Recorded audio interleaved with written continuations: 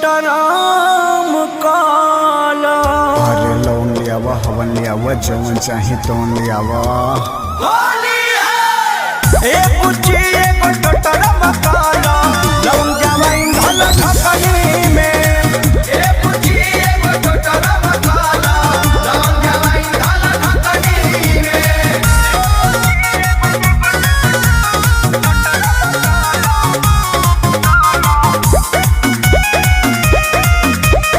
Music by Arya Sharma.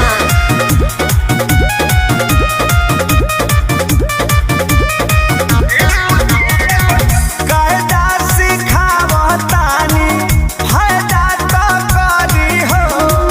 कवनो समस्या तहार पैदा ना करी हो।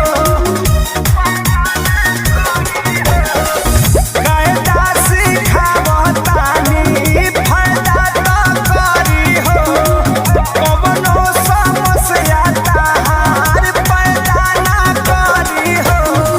ओन मेरा जाई बेटा होई आगे चल के लेता होई। बड़ी सवाद डाल मखनी में।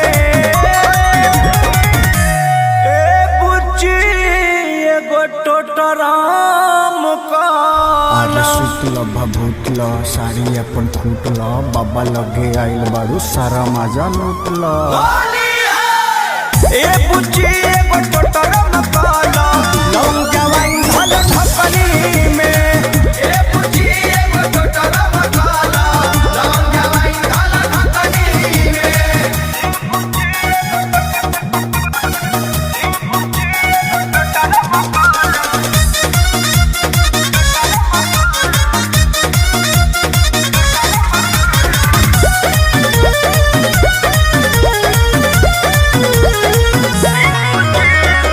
कृष्णा पे दर्दी पारा मोधि कहे सही। तू तानी सहबूता बे बात तोहर लाही। कृष्णा पे दर्दी पारा मोधि कहे सही। तू तानी सहबूता बे बात तोहर लाही। बिति फगुन पटदावा होई दोसर न फेर को बतावा होई। बित जवानी भरा भखनी में। ए बुच्ची एगो टोटराम काला।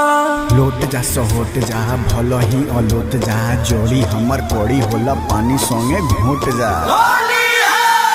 ए बुच्ची एगो टोटराम काला लौंग जवाइन धल ढकनी में। ए बुच्ची एगो टोटराम काला लौंग जवाइन धल ढकनी में। अरे धाला कायदा से लो बच्ची फायदा करेगा।